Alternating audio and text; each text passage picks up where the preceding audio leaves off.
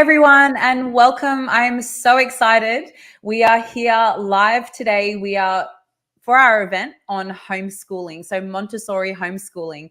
I am going to give people quite a few minutes just to jump on. I know this is a topic that we have visited before. So if you haven't already watched our Montessori homeschooling, hi, Montessori friends. Yes, please say hi, everyone. Introduce yourselves in the comments. Let us know where you're listening from. Before I begin, I will just do a quick acknowledgement to the country. So I would like to acknowledge the traditional custodians of the land in which I am on, the Darug people, and pay my respects to elders past, present, and future as they hold the memories, the traditions, and the culture of the Aboriginal and the Torres Strait Islander people here in the nation of Australia.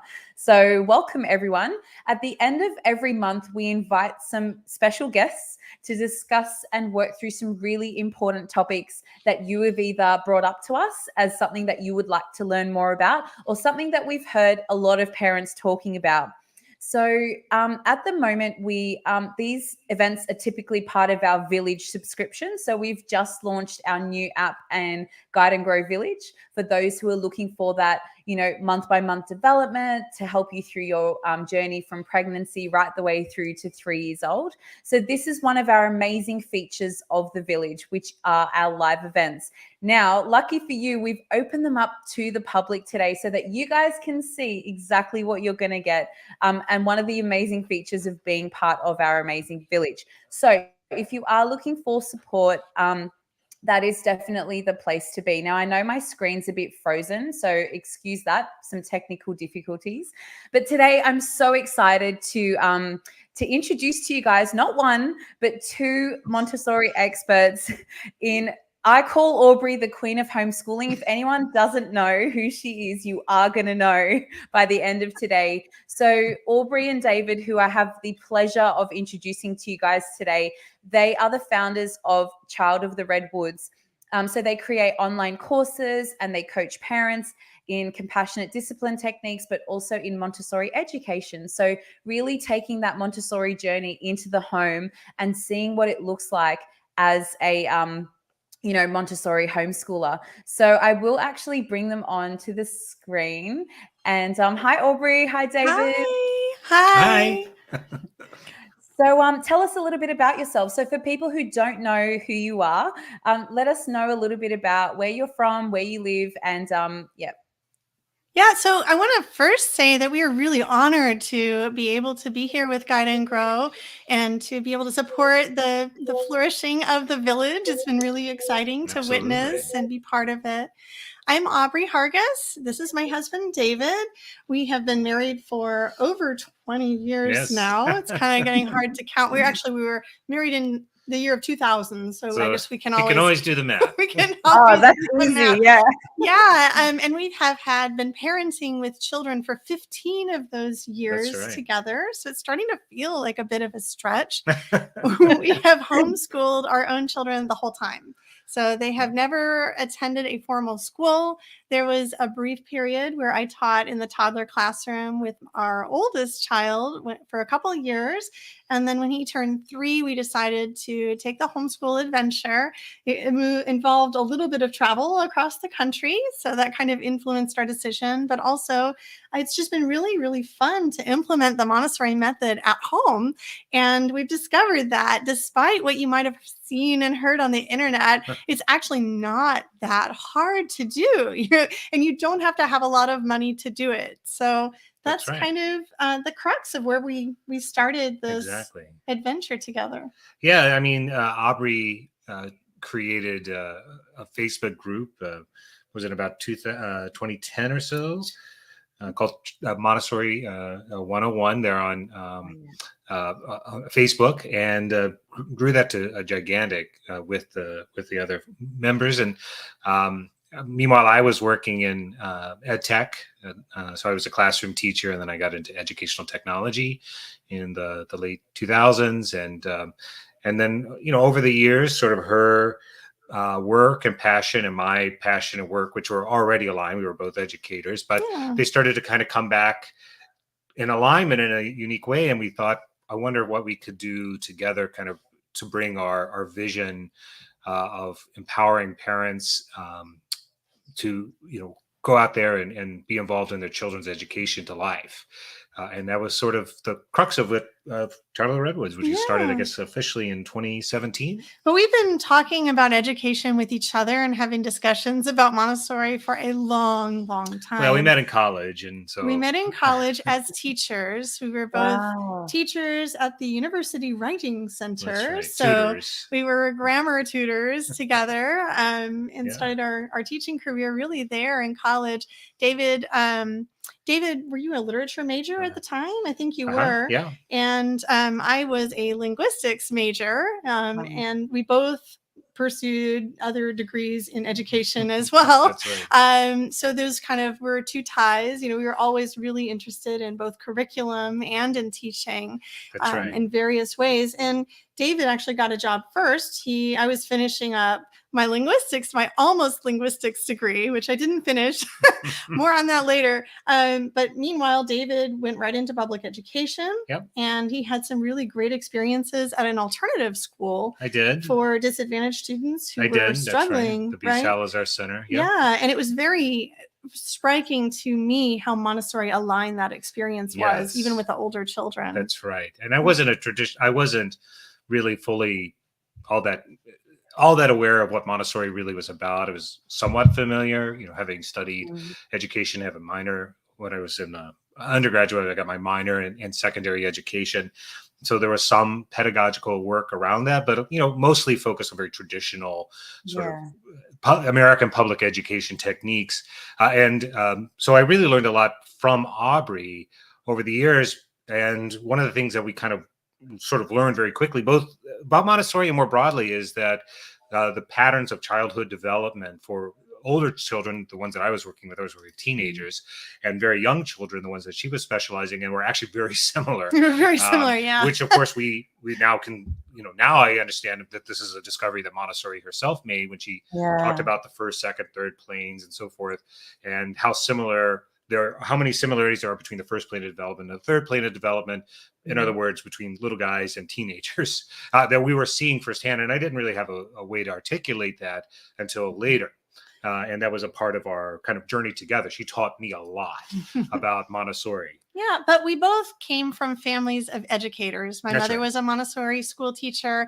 David's mother is still the school librarian at the public school where he grew up. She's retired, but she still works part-time. She loves it. Yeah, she was actually his fourth grade public school teacher. I went to a very, very little school. So coming from that background. Oh, no, I was going to say educators never really retire. So they don't. That's right. No, they don't.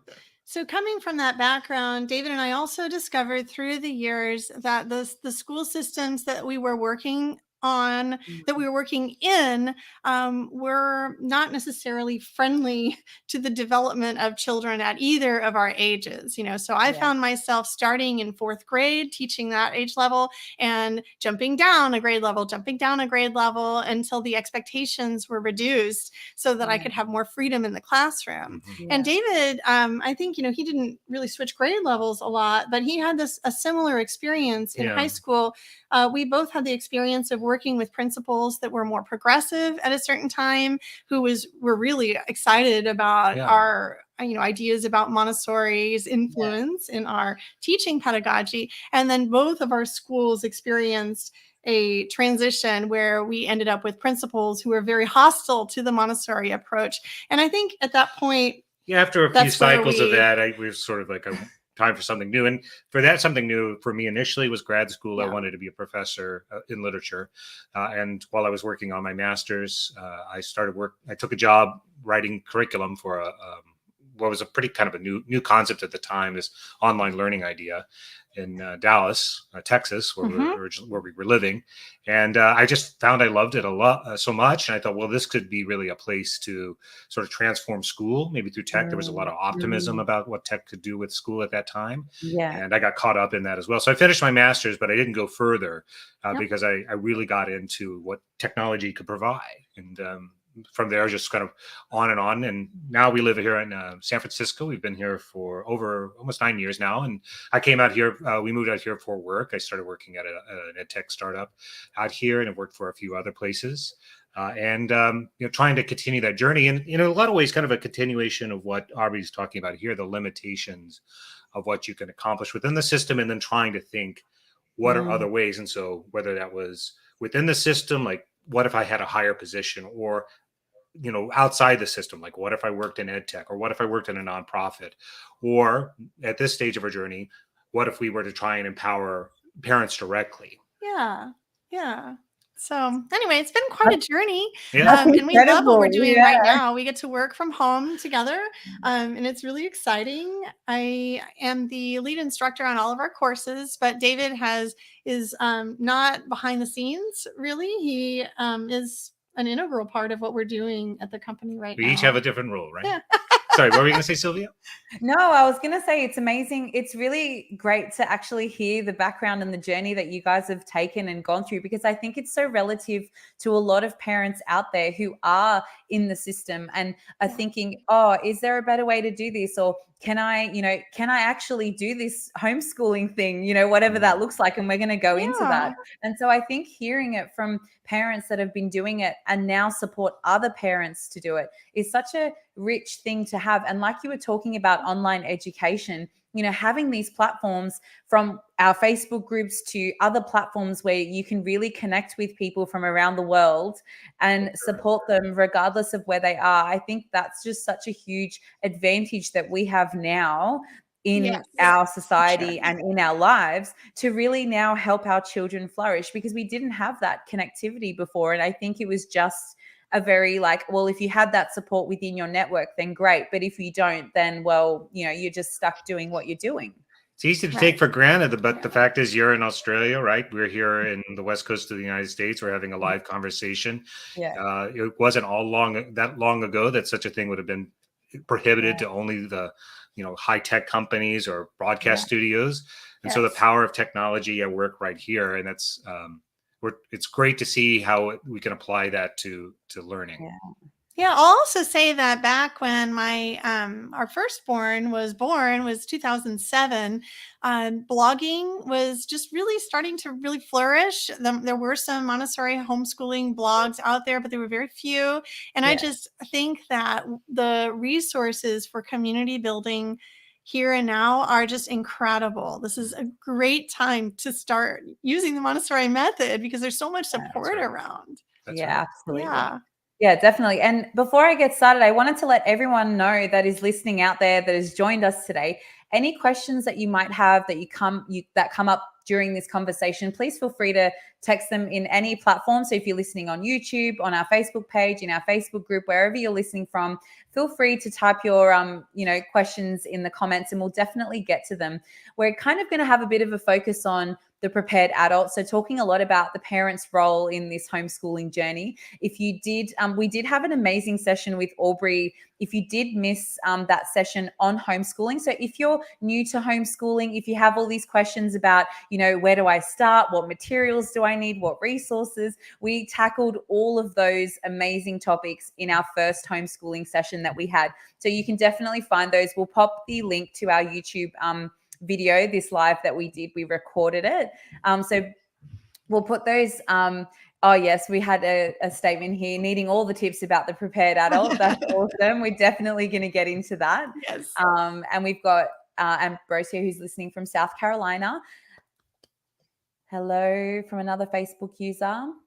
Okay, well, we do have a question that has come up, but we'll get into that in a minute. So yeah, if you did miss it on that first one, please feel free to jump onto our YouTube channel, Guide and Grow TV. We'll link it in the link. And also we're really going to kind of shift our focus and go a little bit deeper into Montessori homeschooling and that journey and what it looks like. If you watch this pre-recorded, just hashtag replay and let us know where in the world you're listening from so that we can keep the thread going. So we've got a quick question before I dive into asking David a question. We're going to take this question from Wendy, who's said, "Hi, Wendy. Thanks so much for doing this. Do you have any advice for homeschooling toddlers? I will be homeschooling my 2.5-year-old in the fall, and I'm curious if you have any specific advice for kids that small." And I know, Aubrey and David, that your courses or your guidance starts from 2.5. So this is a great question for you guys. Yeah, we actually have a lot of parents join as early as age 2 to kind of prepare for the journey ahead. Maria Montessori actually historically welcomed toddlers into her primary program back in the day of the early Casa dei Bambinis, the houses of children. And so there is something amazing that happens right around age 2.5. And you're probably already seeing signs of that, Wendy, right now. This is the transition time when your child starts to be a little more receptive to instruction. So it's coming. Like, and if you're still seeing kind of little fluttery, random toddler behaviors and lots of running around, that's perfectly normal. But you'll start to see more and more receptiveness to your direct instruction. And Maria Montessori believed that very, very little children, during that 0 to 6 years old age range are having explosive growth, but that time period is separated in half. So really that 0 to 3 age, the age that really Sylvia is specializing in, that lays the groundwork for what is coming ahead. And what comes ahead is when you reach that hinge point, your child starts to have more of a conscious mind for learning. And they're really able to have attention spans that start to stretch. You'll start to see a lot more focus and concentration expanding during that time. Now, it won't happen all right away. A lot of parents will jump in and say, well, starting Montessori, where's all the concentration? It's a slow development. So it's going to happen between the ages of like 2.5 and 3 and age 6. But you will see that attention span and that focus lengthen and lengthen the more Montessori you integrate into your homes. And at this point, I think what's really important for you to realize as a parent of a 2.5-year-old, you said 2.5, right? Is that your child is still primarily motivated by that sensory input.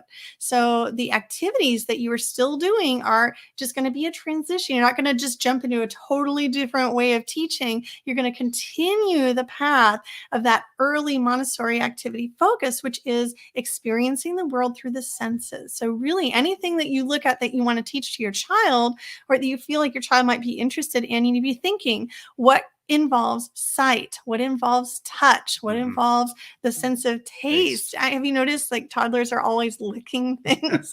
It's because it's so crucial. So we want to give them things to lick. And I know that sounds silly, but mostly it's food that we're giving them to lick. So, it's okay. But you'll notice they'll want to taste everything. They'll want to smell things. So what you're doing during this time period, aside from giving your child lots of open-ended exploration time to play with their toys like normal and to go outside and run and use those gross motor skills, is you're doing lots of modeling. You're modeling using your senses, whether it's unloading the laundry and you're like, smelling the laundry. And then you're putting it, this smells dirty. Ooh, put it in there to be clean. This smells kind of nice and fresh, right? Yeah. You're taking it out. You can incorporate those senses in basically everything that you do with a child. That's right. Yeah, it's a fascinating, the progression of development of that child is such an amazing experience. So in a way, you kind of think of those first, like Aubrey said, think about the first half of the first plane. A lot of that is about getting some kind of bodily autonomy, right? The ability to stand up, to move around, making noise and communicating, developing the ear. And then as they get into the second half of the first plane, now they actually have acquired those tools, right? The senses, and they want to use them. And they want to use them to interact with the world. Right. And their mind is an absorbent sponge. They're trying to take in everything. And so really the best way to start homeschooling them is, like Aubrey said, just to sort of integrate the child into your day-to-day life and recognize that they're going to understand things sensorially, and they're going to want to use that new autonomy that they developed to go out and understand the world. They're not going to understand it sort of abstractly. That comes later at they're around 6+, but they're building all the memories and the knowledge. They're building up those muscles in their brain that's going to inform all that. So it's a super time to kind of get involved with homeschooling. Now, we actually think that's the perfect time to start thinking of yourself as a homeschooler. You know, I tend to say a lot that we start homeschooling our children when they're born, because, you know, whenever you're with a child, you know, for a chunk of time, you're kind of like homeschooling them if you're at home, absolutely. because the child is always learning. You are the teacher right away. As soon as you have a baby in your arms, you are that child's teacher, whether you are a grandma caregiver, or whether you're the dad, or whether you're the mom, or the babysitter. Like, I mean, you are educating that child. Right. And what we call school is another place for children to receive an education, but you know, and it's you know, but it's not necessarily super different when it comes down to the heart. Yeah, we have a dichotomy in English that is a false dichotomy. We think of school and learning as synonymous, but they are not. A school is a place that's designed ostensibly for people to go to learn. Learn is an innate human skill, and children are learning all the time, whether you think you're actively teaching them or not. That's why sometimes we would say, oh, I guess my ears are burning. The child was listening too much or something. Like, the word will come back to you like, did I say that out loud? Do I really do that all the time? Do I sit like that? It's because they're learning. They're kind of getting it all through osmosis. Because it's not school, right? Learning is a human thing. It's why we can teach. We have an innate skill at it as well. We can get better at it. That's education. Education is the theory of how to learn. Yeah. But don't confuse school and learning. Now, Maria Montessori didn't even call it school. She called it the house of children, you know, That's as right. in a home. Yeah, exactly. No, but it's true, because caregivers and parents are children's first and foremost educator. And this is the thing. I think people might take the word homeschooling and be like, oh my God, I need to be a teacher. What do I need to do? I need to set up a classroom. And it's like, hold on a minute. You've actually been doing it all along. So the parents that are involving their 2.5-year-olds in the laundry, in the kitchen, in, you know, getting them prepared getting them ready for the day, having children involved. And this is, I think, what you both were saying, is that letting them experience the little things and life as it happens is actually teaching and educating. And I think that's the biggest advice when people are wanting to start this journey. It doesn't have to be complicated, and to really remove, Wendy was saying thank you, to really remove that kind of expectation that you might have on yourself. And we will be talking a little bit more about this as well. And we did have a question. Oh, hi from Abu Dhabi. From UAE. I grew up there. Hi. All right. So one Facebook, someone in our Facebook group was asking, do you have a separate area for homeschooling and playing? Yeah, this is a really, really it's a great question. Yeah. I get asked this all the time. So in our own homeschooling journey, we have done it both ways, and there are benefits to each method. There really are. We have created homeschool rooms and dissolved them and integrated around the house during different times, different ages, different houses. You know, we've lived in several different types of houses too during this journey. So we've lived in larger houses and smaller houses. One time we were in an apartment without a backyard. So that would be hard. Yeah. So, and you kind of have to get creative with your environment that you're in. So I would say if you have a great big house and you have a room that's like, yes, this is the playroom, it's already the playroom, then sure, it could be your homeschool room. That would be lovely. And you get to play in it and decorate it and do, you know, whatever you like to it. But if you don't have that dedicated space, you don't necessarily need it. You know, you can really just take those materials and sprinkle them around your house. And we have used that method before too. The one thing that I will say that I think is advice that you don't hear a whole lot, you know, I don't read a whole lot from the blogs or just advice out there, is that if you don't like being in that room, if it's not like the room you love to hang out in, then your child won't want to spend a lot of time in there either. So I made that mistake one time. I put our homeschool room way upstairs in like a bedroom. We had cleared out an extra bedroom. It was a small house, but we made extra space. And my youngest was still co-sleeping with us. It totally made sense as an adult. Like, of course, it's like beautiful little private area. We could decorate. Yes, and we did. We decorated it. We did David this cute little video of it that we posted on YouTube. It was so cute. And I loved it. But like the bulk of my day was spent in the kitchen and in the living room and downstairs next to our patio where the kids could come in and out of outside all the time. Yeah. And I found out pretty quickly that we could spend like maybe an hour in that room before we started to get a little like, we need to get out and do something else. And so at some point we took everything out of that room and we just sprinkled it around the house. Like we would put the pink tower inside the TV cabinet. And, I put a little David would come home from work and he would find the house redecorated constantly all the time. There'd be like a new basket next always to the new baskets. New basket over here, a little basket over here, a little tray over here. Oh gosh, there's so many baskets. I know. I know. But it was it was a perfect solution. It was, because then I was happy. I was in the kitchen and we had like homeschool stuff in the kitchen, and then we'd go in the living room and there would be a little box of books and certain activities. There'd be a tiny little shelf in the living room, not too much, like not all of our stuff, just a little bit. And I think that was probably the method that I liked the best. After trying both out, I realized that, yes, it's lovely to have a dedicated homeschool space. And sometimes I still wish that we did. We live in a house where we have to make multi-use of our areas. We probably would make this room the homeschool room, except that it's my office right now. And I kind of need an office more so that I can get some space, right?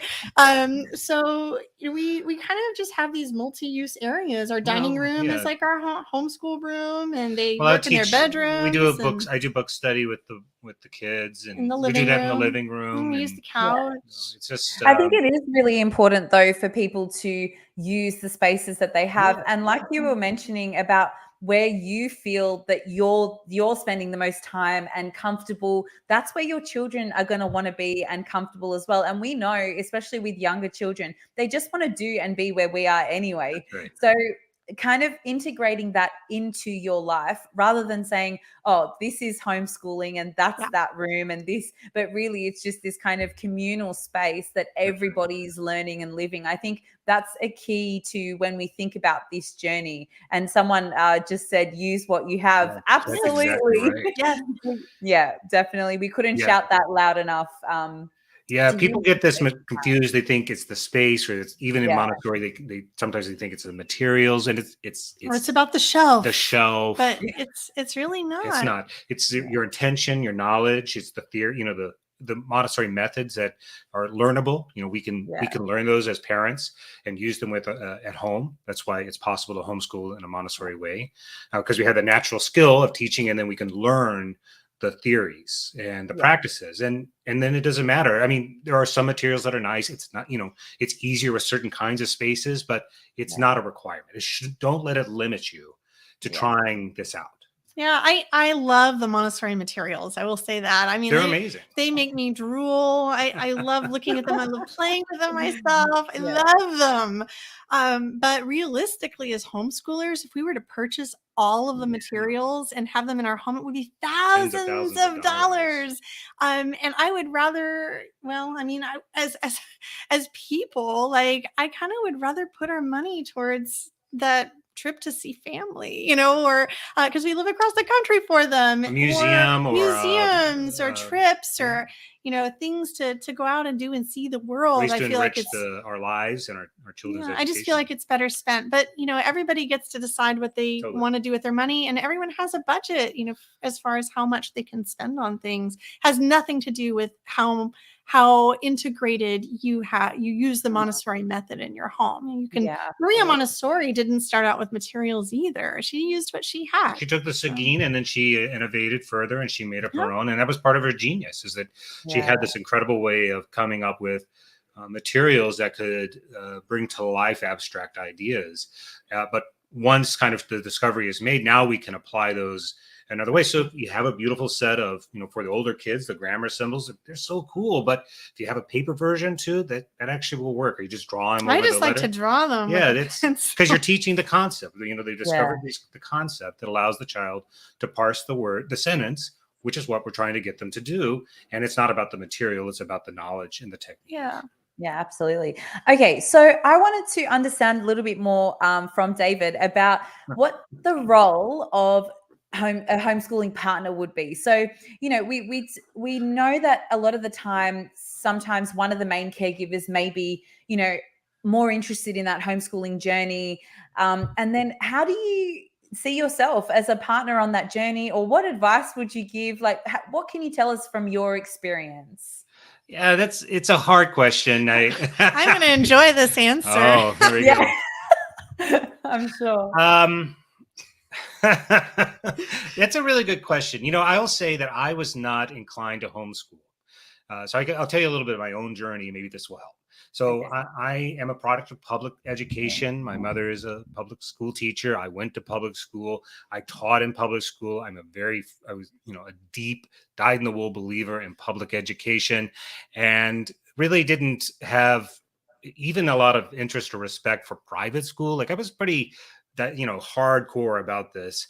And I think for me, the journey was kind of one of sort of starting to rethink what I was really like invested in as a person, and then having children and sort of seeing what we wanted to accomplish as a family, and seeing why maybe choosing homeschooling in this case for us was the right choice. Because when I let's say at that time, maybe I was working and I traveled a lot, I was gone a lot. What are you going to do for childcare? What do you do? How much time are you away? When I am home, what if the kids are out or doing things? Like I want to have time with them, and or otherwise, or for our own beliefs about like what are you really getting out of a traditional public school education? What do you really learn? And the more you research into that. So we had financial concerns as well. Yeah, that's right. Because, without an income on my end, and for a long time, I wasn't earning an income.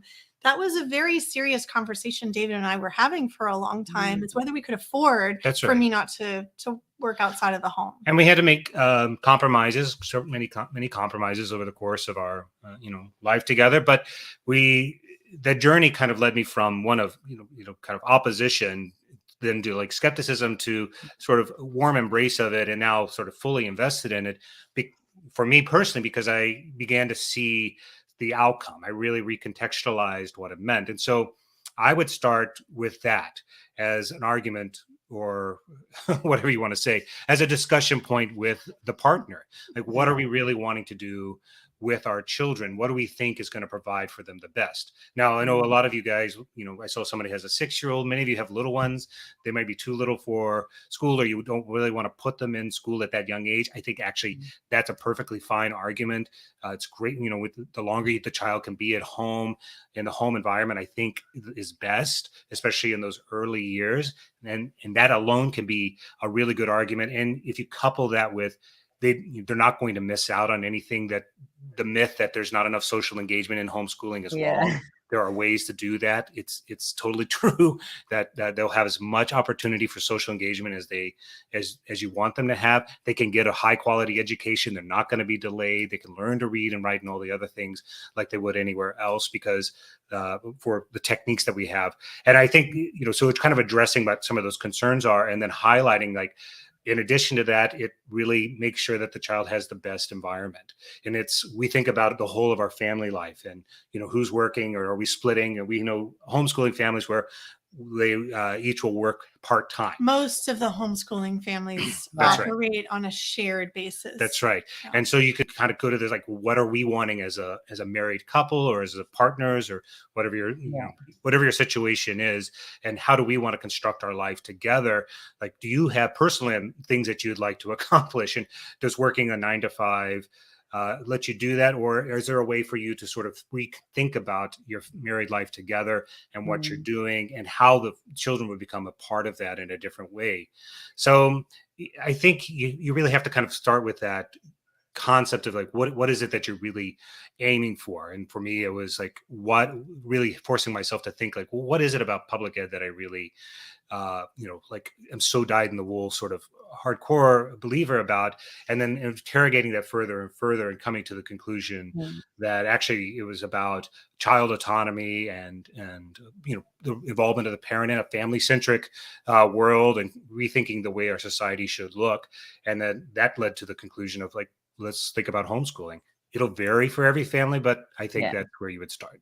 Yeah, absolutely. I think the open discussion and just kind of sharing your ideas and seeing where you want to be as a family, because we often think about, okay, well, when the kids go to school, I can do this, right? And it's like this separation of, okay, where I want to be and where my kids want to be, but really it's this integrated family unit. So if anyone does have any questions, partner specific, please put them in the comments. We've got an amazing couple here that have been doing this and have experience with those hard discussions as well. So if there was something that you weren't sure about how to tackle or do.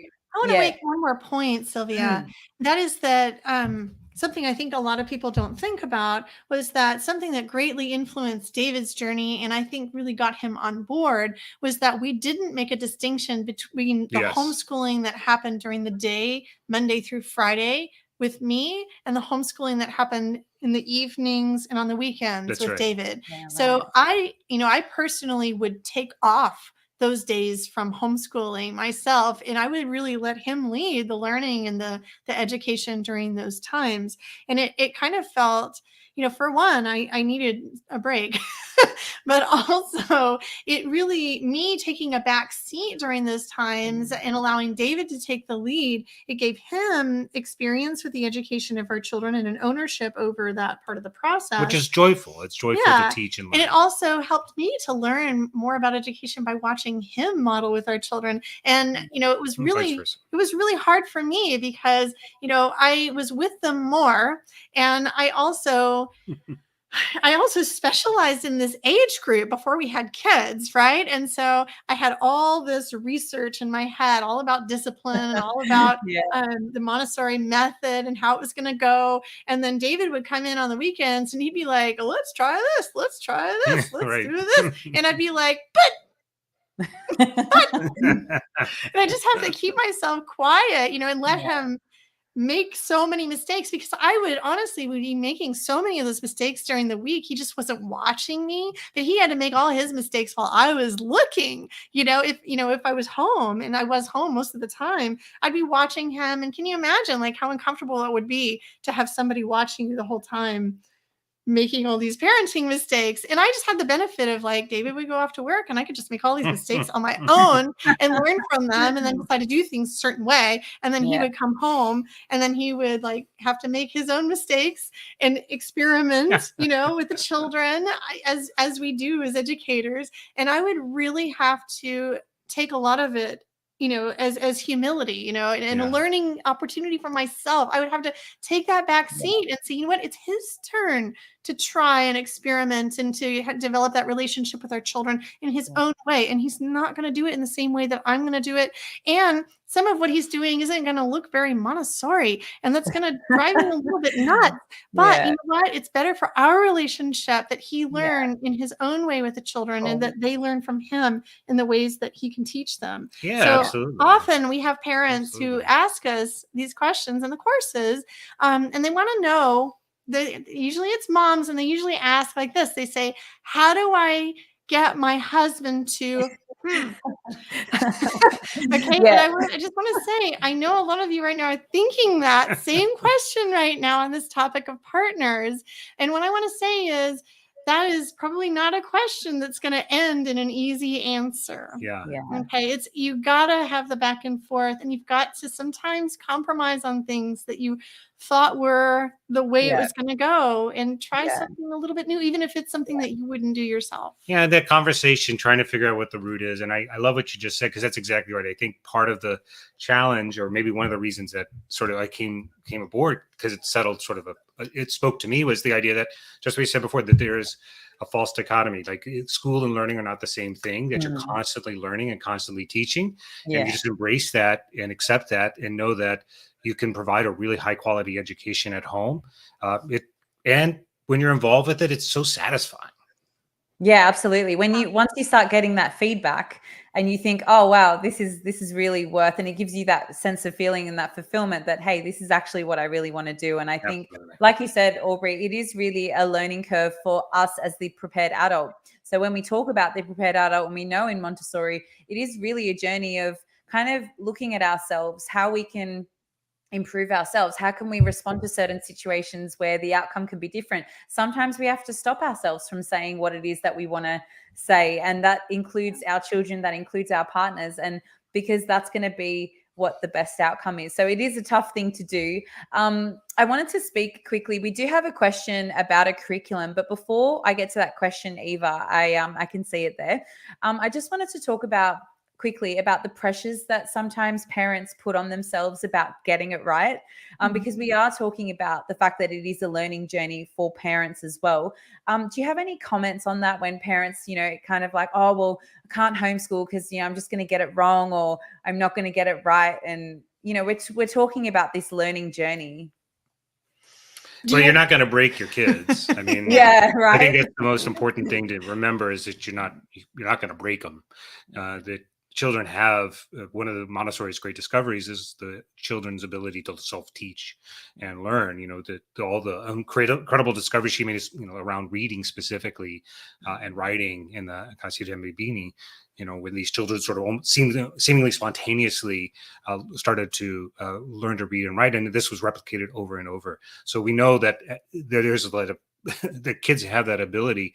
Again, it's if you have the right intention, and if you have a lot of curiosity, then you're halfway there, or more than.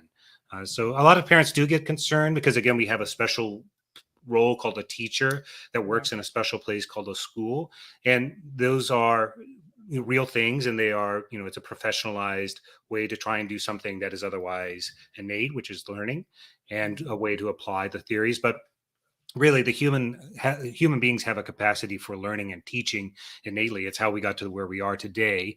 Long before there were schools, we were teaching. And if you have curiosity and you want to take that journey with your child, you're not gonna break them. You can't do it. You'd have to work hard to not help them. Yeah. And on the topic of working hard, I think it's important for parents to remember that parenting, unlike, I've taught in both the classroom, David and I both taught in the classroom and homeschooled. And I will tell you, one of the core differences between being a homeschooler and working in the classroom is that when you work in a classroom, if you get your Montessori certification, you're practicing those techniques already, then you get into the classroom, and then you just have child after child after child to experiment with your technique and to practice that same lesson over and over and over in a variety of different ways with different children. And you're going to make lots of mistakes that mostly nobody sees. And you have many, many chances to repeat and repeat and repeat and practice and to get better and better and better. And sometimes it's a hit, sometimes it's a miss. I mean, this is really how it works in the Montessori classroom. I'm sure you know, Sylvia, that you don't reach every single child every single time. And there's no way to even teach every single child every single day. You don't give that many lessons in a traditional Montessori classroom in one work cycle. But at home, you have the number of children is usually such a small relatively smaller, not every family, but most of us, have a significantly smaller number of children that we're working with at a time. And in fact, we have this inclination to overteach our children as homeschoolers, and in a Montessori classroom, you've got so many kids, they're really learning from each other. They're learning by themselves. You give a little lesson over here to one child, you give a little lesson over here to another child, and you're just documenting and looking at what the children are doing in the classroom, but you don't feel like you need to micromanage all of the children all of the time. That's not what we do. What we do is Montessori guides. But somehow at home, when you're with your own children, sometimes we have the expectation that we need to be teaching them constantly. And that really means micromanaging what they're doing. And that's what we want to try to train ourselves not to do as homeschoolers. That's right. So that being said, number one, it is a journey of practice. Your children are not, you don't have a whole horde of children all the same ages to give your lesson over and over and over. You're going to give a lesson and it's going to hit or it's not going to miss. And then you'll just have the opportunity again with the next lesson on something else to get to know your child better and to practice. And as they get older and older, you continually have the opportunity to practice your parenting.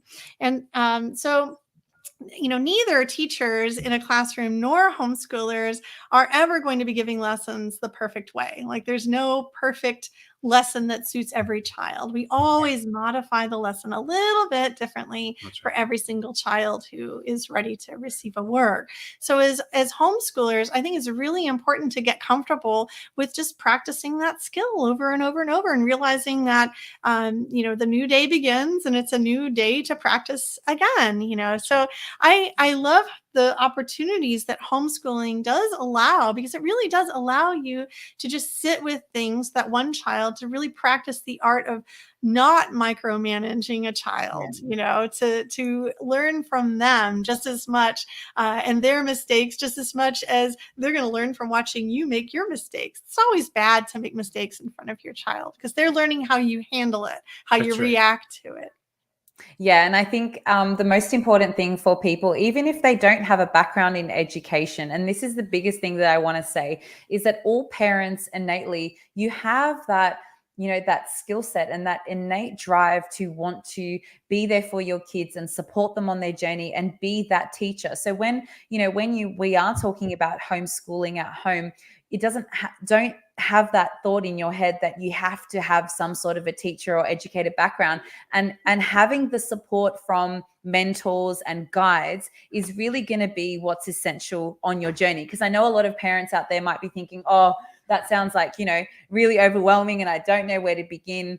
So I just wanted to clarify to all the parents out there, just being a parent is all you need as a skill set, and having that openness to want to learn and take things on and look, kind of get that feedback from your children and observe them and observe yourselves. So yeah, that's just, I wanted to make that clear for everyone. Okay. Yeah, that's a really important point. Yeah. We've got a couple of questions. Okay, yeah, these are great. I'm just going to pop them up on the screen so we can have a look at them. So this was one from Eva earlier. She said, hello, Montessori is a lot about the materials, which I love. However, my state has a requirement for a visual curriculum. At what age and how does Montessori schooling introduce this? So videos, workbooks, books, etc. I have an 11-month-old and a 4-year-old. Yeah. So first, I think developmentally, it's important to realize that children are going to be at different receptive states for each of these different things that you've mentioned, for videos, for workbooks, for books, and that there are ways to use those in a Montessori way. We don't exclusively use only the Montessori materials in our own homeschooling. We never have. As you might have noticed, we really love curriculum in general. We love teaching. We have a public school background. And I personally feel like as long as the materials that you're using are based on respect for the child, and not all curriculum is. So you do have to investigate and make sure that your resources are respectful to the child and to humans. But if you look and then you say the resources are respectful in general to children and the way they learn, then I can take this workbook and then I can use my Montessori materials with it. And that's something that we've done that especially works with the older age children. So you said that your state has a requirement. I don't know if you mean that your state has a requirement at age 4. Generally, states don't usually require until kindergarten. Right. Or first grade maybe. But that is how we have gone about it. We have never excluded resources. I think YouTube can be a great resource for video, exposure to specific types of educational learning. So for example, my son and I once were reading a book, and it was mentioned armadillos, and it was like a chapter book, and I was reading it out loud, and I was like, have you ever seen an armadillo? And he kind of stopped, and he was like, oh, no, I haven't seen an armadillo. And I was like, well, let me tell you an experience about an armadillo. We used to live in Texas. And so I told him a little story, and then we went right to YouTube, and I just typed in armadillos in backyards, and we just looked at footage, of armadillos roaming around. We just wanted to know what they looked like. And we saw little clips of footage about it, and we had discussions. And I think that the best way at really any age to use video resources like that is with discussions. Yeah. So yes, they can be part of your homeschooling for sure. The workbooks, are not inherently evil. Even though it kind of became a bad buzzword among progressive educators, they're just resources. Exactly. So, you collect your resources, and then you're going to look at them and say, what does this workbook say I'm supposed to be teaching my child, what grammar lesson is going on over here. Then I'll use my Montessori grammar symbols with it. Even if the workbook doesn't say to use the grammar symbols, I'm going to use them because I know that is a way that I can integrate a concrete material into this experience. And often what we find with traditional equipment or traditional curriculum is that they don't offer a concrete way for children to engage with a certain learning objective. So they will suggest, a certain learning outcome, and then it'll just be a worksheet or a coloring page or something. And so as Montessorians, we look deeper beyond that. We say, okay, so they want to teach this thing. So what concrete experiences can I offer? Are there any Montessori materials that already teach this that I can integrate? Yeah. So an example would be it's an addition, and it's a sheet of addition problems. Yes. Get out your beads. Get out your golden beads. Or whatever materials you have. Right, David. To help make the what you're helping is the journey to abstract thought. You're helping them understand something concretely that's abstract, and you're using these materials to bring that to life. And that's not something that's within most of the books. So absolutely, there's nothing necessarily wrong. It's only when we assume that through the consumption of the video or the workbook or whatever that they're going to learn. That's not how it is. The learning always has to be a process. And for some kids, and especially at the older, 6+, they can engage with the book. They can do inquiry in their minds. That's why research is such an important part of the Montessori lower L experience, because they're really kind of doing that exploring. But that's where the learning is happening. It's not in the page. It's not in the curriculum or the book. It's in the processing that they're doing, or that you're helping them, more ideally, that you're helping them do. Yeah, absolutely. The biggest success that I saw, like we had some preschool children who then moved on to kindergarten. So here in Australia, that's around the 5-6-year-olds. And they were really kind of struggling going from like a Montessori at home or a Montessori preschool space to the public system. And so what we did was we introduced a Montessori tutoring where they would come and revise what they were learning at school with the Montessori materials that we had to really, and this is what it's about, right? How can we use these materials to support and really concrete that learning, because they're using those hands-on materials. So Eva was saying, I love it. Thank you for your response. What you're just saying is on the money. So you had asked earlier, like, how do you convince a partner? I mean, part of it is that we believe very firmly that Montessori learning is the best way to teach and learn, that it's not a mystery, that the real sin of society is that it's not used. It's still a special thing. It should be used everywhere. And many of us don't have access to that either because of cost or just, it's not available in our area. You can bring it to life at home. You're going to give your child likely a better education than they might have in a traditional setting where there isn't as much focus on the abstract, just the sheer number or the volume or the amount of work. It's just the economies of scale just don't work in the same way. So one of the reasons you might choose to homeschool, and you might argue for it, is that you can actually provide a better level of education in some regards. Yeah. Okay. All right. So the next question is, okay. Hi there. So she said, hi, I've got a 14-month-old, and although we've tried to prepare the environment to start Montessori at home, I still think it's not enough. I maybe missed the initial discussion. Maybe you have advice on how to prepare the environment for homeschooling in a Montessori way for a 14-month-old baby. So I want to stop right here and say, I think it's not enough. Why? Why do you think it's not enough? Right. So I guess that would be the question I would ask you, is to ask yourself, why am I having the feeling that this is not enough? And I will say, I said this in a very recent lecture, in our Constellation community, when we were having this conversation, that this is something that I feel like women in particular really struggle with.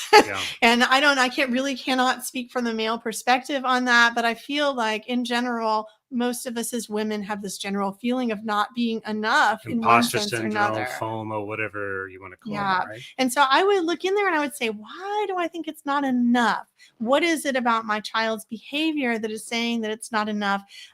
Is it because my child is running around a lot, kind of amok, kind of just playing with the toys and not focusing? Well, that is normal for a 14-month-old, so that would be probably the second step, is to say, if I have this feeling of not enoughness, then maybe I take a step from that and I say, okay, what if it were enough? Yeah. Let me observe my child and actually just see what is happening. Does my child have any particular needs that aren't being met? And if so, can I put a finger on it, and try and decide, what is that need? Is it a need for more gross motor activity? Then maybe we'll go outside more often. Is it a need for more cuddling? Then we'll have more story time and we'll have more snuggling type of opportunities. Is it a need to follow me around the house? Then I will let them follow me around the house and we'll play follow and hide and seek. At 14 months old, your child is still very, very little. And so I think that it's good to start thinking of yourself as a homeschooler, because you're thinking of yourself as educating your child. But I also want you to realize that toddlers don't need a whole lot. So probably what you're doing is enough. Absolutely. I was going to say that. Absolutely it is. And also, when we're talking about 14-month-olds, I mean, this is the age that we obviously specialize in as well. In a community like the Garden Grove Village, we've got those month-by-month development guides and videos to really help you understand where your child is at, because a lot of the time you think that you're not doing anything, but actually your child is exactly where they need to be. And this is what Aubrey was saying, responding to them in a way that is just really observing what it is that they're needing to do, whether it's running back and forth, whether it's pouring, going into those pouring activities, wanting to play with water. So it's just really about pulling yourself back, observing what your child and where they're at, and really having that guidance as well to help you understand what it is that, they're developing at that age. So I hope that's helped you there. I'm going to quickly go on to just one or two more questions before our time is up. The next one comes from Carissa.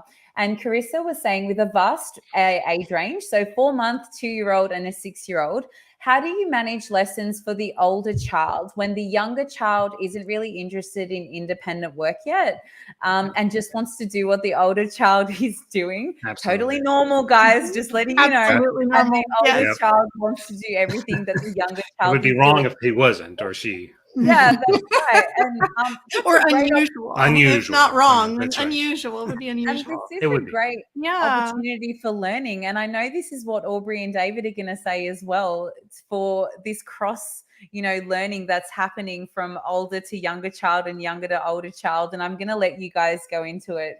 Now, I will tell you that it's still happening in our house. Yeah. The younger child, we have two.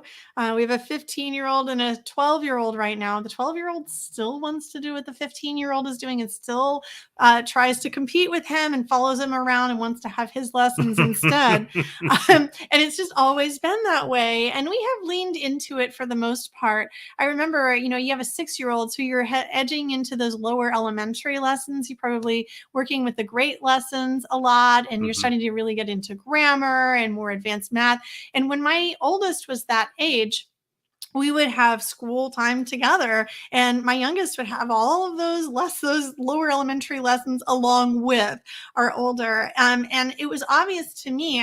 I did a lot of thinking about this during that time when I had a younger. Ours are 3 years apart, and so it would be a 6-year-old and a 3-year-old at the time, and we would sit down together and we would have our little math, session at the dry erase board, and we'd be writing word problems for my 6-year-old. And my 3-year-old would be sitting there wanting his clipboard, and he might be drawing, at the same time, but he wanted to participate and to pay attention. And so I felt like really the best thing that I could do during that time, as long as the youngest wasn't being completely disruptive to the lesson, was to allow his presence and to encourage him to be there and just to enjoy that family time together. Now, there were times, and there still are times, when our children need to have their own separate work in order to concentrate. Absolutely. And so during those times, we used a lot of strategies for them. When David was home, we would, one parent would take one child, the other parent would take the other. And so it worked out nicely. But when David was working during the day and I was doing it by myself, and we weren't having a together lesson, I would use 2 rugs, and I would just be very clear about the boundaries. This is your rug. This is where your work goes.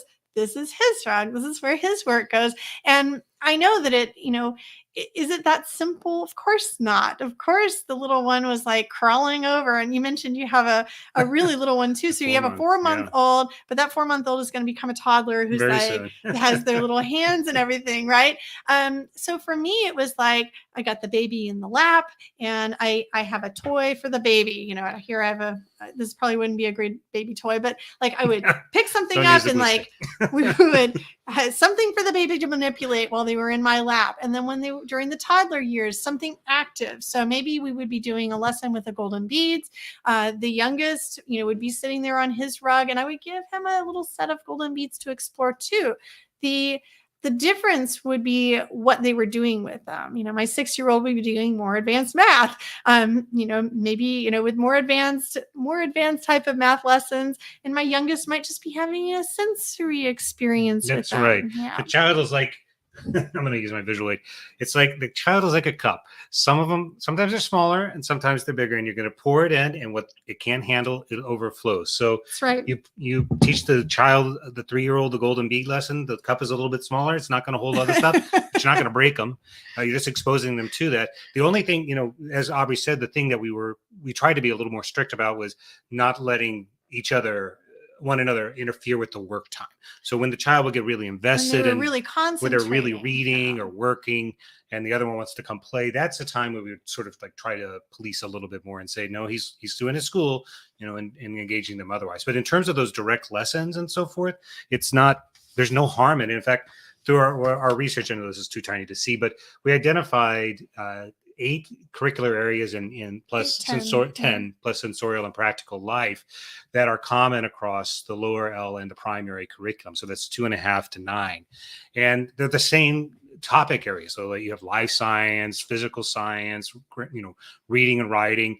So the lessons are going to be different, of course, and the complexity is going to be different, but the concepts at the higher level, at the abstract level, are the same. And that's actually part of the beauty of the Montessori experience. And whether you have a 4-month-old or, you know, a 40-year-old, it's about a spiraling, deepening experience with learning. And that's why you as a parent can get excited and stay curious about these topics too, because I bet you're also interested in humankind. You're also interested in the sciences. You're also interested in the arts. They're the same things that we want to teach children. Also the same for practical life and sensorial stuff. I don't know if you have ever played with the Montessori materials that are for practical life and sensorial, but I totally can get lost in spooning those lentils or, you know, just. Or how many of us have a little worry thing that kind of we hold in our hands? I mean, it's a tactile experience. We don't call it sensorial anymore because we're grown-ups, but that's what we're doing. We're still using our senses to interact with the world. Yeah, absolutely. 100%. I really value all the things that you've shared with us. And I want to get to one. I'm going to do this one as our last question before we just wrap up everything. So, we have a question here from Andrea. What is your advice for when I feel like I'm falling behind? I used to be pretty good setting up activities, following my daughter's interests, 3.5. Now I'm back full-time from work, from maternity leave, and the past 6 months where I feel like haven't been learning because I never really have time anymore. I know the feeling. It's okay. Yeah. You're forgiven. Yeah. We all experience that. We do. My favorite example of this was when our oldest had a severe injury. Yeah. He was 6 years old, maybe 5, 5.5 or 6. That's right. David happened to be out of town. We lived in Washington, D.C. at the time. Yes. And I was in Florida for a conference. Yes. And I was home. It was Halloween, and our son was running and had a severe injury on his hand that involved, it was a major problem. He had to go in and have surgery on his tendons, and it was very scary. And I had all these dreams, you know, as a, you know, it was my first year that I was really considering myself like an official homeschooler, because we were not putting him, we had chosen not to put him in the public school kindergarten. You know, I had to go to the superintendent and submit a letter saying like, yes, we're official homeschoolers now. I felt like it was a really big deal, and I was nervous about it because he was going to take a test at the end of the year. Back when we were in Virginia, this is the way it was. And then I started our year in September, and I was like, great, this is our schedule, our rhythm, and our routine. And David starts traveling more often for work. And then our son has this major injury on his hand. He's still got a giant scar right here. It was such a big deal. And all of these dreams that I had for Aubrey's perfect homeschooling year of kindergarten. I mean, I taught kindergarten for years in public school, friend. I was so jazzed to teach kindergarten at home officially for the first time. And then he had this huge injury, and we ended up going back, we had the big surgery by a hand surgeon who is quite an ordeal. A plastic surgeon. I mean, it was a big deal. And then there's lots of physical therapy. And meanwhile, all of Montessori that we, the whole handwriting, all of the whole curriculum went out the window. And our son was very traumatized by this. He's a very sensitive kid. He was very traumatized by this physical injury. And so we just didn't do most of the stuff that we thought we were going to do that year. We stayed home and we played it chill, and we read a lot of stories, and I didn't put myself into overactive, let's change up a shelf every 2 weeks mode. I was in let's make it through another day kind of mode for most of that year. And by the end of the year, I was super scared. I was like, oh, my kid's not gonna have learned anything in a whole year. I was really worried. I was like, we lost an entire year of education. What's gonna happen? And you know what happened? He learned a lot that year. Nothing happened. He was perfectly ready for first grade. He learned so much just by listening to all those stories and just like taking the little nature walks that we were taking as a family. And it was, I think it was at that point that I had this big epiphany. It was like, well, what is the purpose of school? Yeah. If your kids are going to learn anyway by the end of the year? Like, what is the purpose of all of this hype about like it being official? I think serious, friends. I think there's more than a few parents who may have come to a similar realization during COVID. Oh, absolutely. Yes, absolutely. Yeah, so, it's really, I think that your best is good enough. It's good enough. Absolutely. And your child is already learning, it's going to be fine. And these real life experiences and things that are happening all the time in our lives are really great opportunities for learning anyway. And I think that the biggest thing with parents is just knowing that you are doing your best with whatever it is and the resources that you have and whatever's going on in your life, and not to be too hard on yourself. And I think that's where this whole community support comes in, because you just need to be reminded, right? Like a lot of parents are sharing their thoughts, and it's like you just need to be reminded of the fact that you are doing enough and you are enough. I mean, we had some lovely comments here saying thank you so much. I feel so relieved, and that was for the 14-month-old, the parent of the 14-month-old, and Carissa was saying thank you so much as well. And these journeys of homeschooling, they really start from birth, like you were saying. And for people who do want to know about communities and support, we've got the amazing Guide and Grow Village that we've just opened, and that's for parents of children from 0 to 3. So if you are interested in doing Montessori at home and you want to know more about those development stages or how to handle certain things and how to put those boundaries in if you've got multiple children and you're trying to kind of juggle it all. And Sylvia, the advice that is in the community about development is quite extensive. It's we're not just talking about like this is what your 2-year-old is doing. We're talking about like this chunk of time, like this, it's month to month at the beginning, right? And then it's just every couple months. So it's very, very detailed. It's a great resource. Plus, it has that, just exactly what you were saying a minute ago, is the community. It can be very lonely to teach professionally and homeschooling. It can be a lonely thing. We can feel very insecure. Even those of us who've studied it and worked on it. I mean, I have lots of doubt in my homeschooling efforts all the time. It's a regular thing. That's why we have to have partners, friends, colleagues, a community to support us, like your community or the community that we have as part of our courses, because you can't do it alone.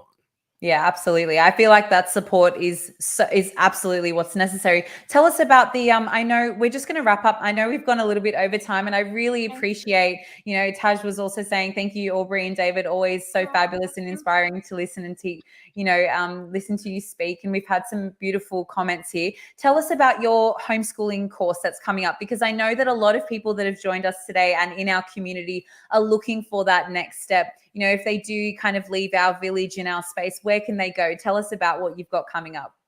Yeah, so we've got 2 foundation courses coming up for 2 different age groups. We've got a course that starts at 2.5, like for 2.5 to 6, but our parents usually join around age 2 or so when their children are around 2, so that they can start that build up so that they feel like they're really prepared by 2.5. And it's called Homeschool of the Redwoods. I've been teaching it for several years. I'm the lead instructor in that course. We also have a Montessori AMI certified 3 to 6 guide, who is our assistant, who manages our community, answers specific questions. So there's lots of direct and real advice about the Montessori method. What those courses do is they do not assume that you're going to have all of the materials that a teacher would have available to them in the classroom. You can think of the Montessori classroom, all of those materials are right there. It's like a shortcut. Like all they have to do to give a lesson is to run right to the shelf and like pull out that material, give that lesson, right? But at home, we get to be a lot more creative in our approach. And so it can be very exciting to take this journey and learn the actual method. Because what you find is that if you know the Montessori method, if you know how to teach a really good 3-period lesson, if you understand what's going on in the child's mind, if you know that before you teach any conceptual topic, you need to have specific concrete experiences first. If you have this grounding underneath you, this foundation, then you can teach anywhere. You can teach out in the park. You can teach in your home. You can teach with just a little set of library books. You can teach with traditional toys. You got a bunch of plastic toys. Okay, you can do Montessori with them. And so these courses are designed for parents who actually really want to learn the Montessori method and not just memorize a whole bunch of lesson plans. So, and it's designed specifically for homeschooling. So there are, of course, you could go and get your, your Montessori training, but that's for teaching in a classroom. So this is specifically designed by actual homeschooling couple for families who are interested in homeschooling their little ones. Yeah. So it's the primary course is it is a semester-long course. It's an intensive.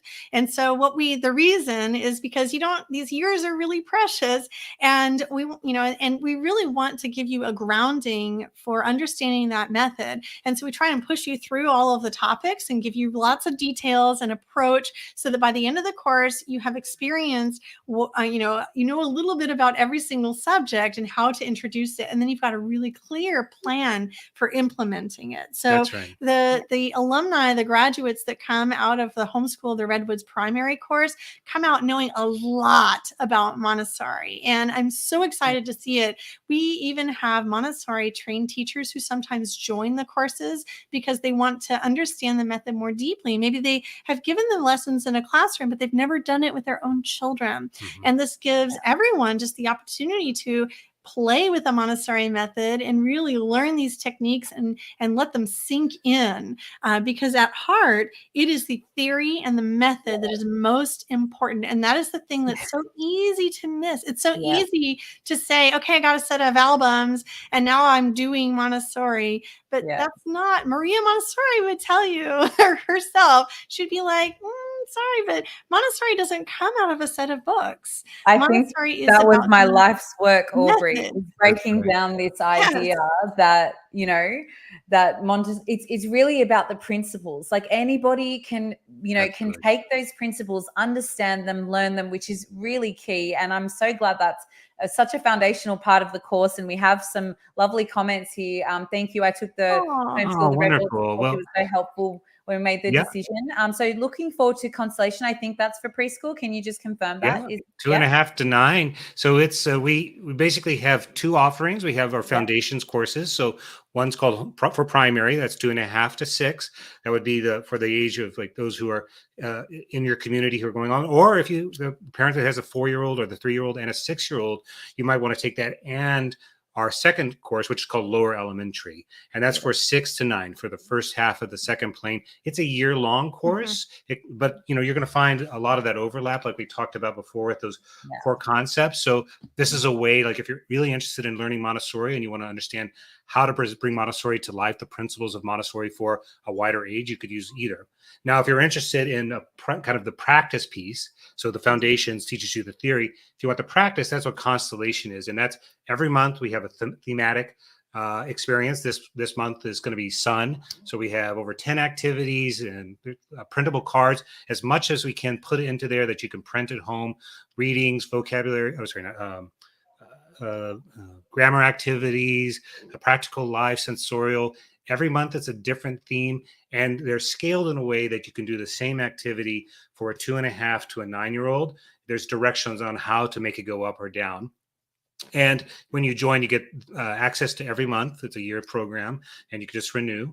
And you also get access to everything in the back catalog. So if you don't love sun, there's 20 other themes that you can choose from in the back catalog. Plus, you get access to the community and the live coaching and everything else too. So it's really kind of meant to be like, I've learned the foundations, and now I want to have some content. So for the parent who is asking, like, I need some printable or some materials to look at, this could potentially be what you would want. Yeah. I will also say about our foundation courses that a big part of Montessori is the individual experience. And so children are not going to learn developmentally in the same way. And this is a problem with curriculum. If you go and you look up curriculum, you'll often see it like, here's a packet of lessons for a 3-year-old. Here's a packet of lessons for a 5-year-old. This is the first grade packet. That's right. But what we know, and this is so unfortunate, but what we know about learning is that learning and development is very asynchronous, even with children who are the same age. That's right. Within subject areas. So David showed you this chart. So your child could be on a different level in practical life than they are with physical science, or that they are with the arts or with reading and writing. And so we encourage our members to take the foundation courses so that they really understand the method of how to teach your child how to read and write, of how to teach your child how to do math. Those basic foundational lessons are all in there. And then Constellation, we kind of just take a theme and blow it up and pull in all the subject areas. And so we might encourage you to get out those golden beads. And if you've had a foundation course, you know what they are, and you probably have already DIY'd a set and you'll know what to do.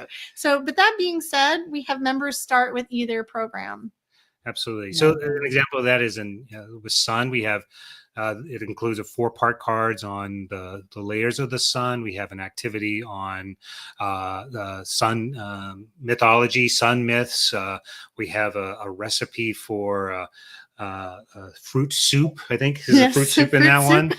We have an activity on doing an experiment with suntan lotion and things like that. And again, these are activities that you would do with a variety of ages, and they're covering all the different parts here. So you would take the foundation course, like the primary course that starts in August, to sort of learn the principles, and then you might use Constellation as to have the lessons that you would use to bring that to life. To continue the journey. Yeah. Amazing. Thank you so much. I know we've gone over time, so I really appreciate the time that you guys have spent with us this morning. I know that so many people have benefited, or actually this evening, wherever you are in the world. For anyone that's looking for any of the links, we will pop them in all of the comments. So if you are replaying this and you wanted to know where you can find this information on all of the homeschooling courses that Aubrey and David are doing, the Constellation course, the primary course, lower elementary, we'll pop all of those links in the comments. And we also will pop the Guide and Grow Village, which is what you kind of do as a sequel to. So that's the 0 to kind of 2.5. It's a great progression from Guide and Grow through. Really So we're really excited to do this together, because I feel like we've got these amazing communities here to really help support you on your journey wherever you are. If you've got the 14-month-old, we've got the village. If you've got a 3-year-old or a 4-year-old and you're ready to take that step, you've got all these amazing foundation courses and homeschooling courses. So thank you once again, Aubrey and David, for joining us here at Guide and Grow. And I'm excited for all your next enrollments into your next homeschooling course, because it's going to be an amazing journey for all those parents and caregivers. Well, thanks for giving us this chance to talk. It's fun. That's all right. It's my pleasure as always. Okay, yeah, we've got here. 6:17 a.m. here in Abu Dhabi. Thank you so Very much. early. Thanks for waking up so Yeah. early. Thank you. All right, guys, take care, everyone, and for everyone out there, until our next event. Thank you so much for joining us here at Guide and Grow. Okay, take care, everyone. Bye. Bye. Bye-bye.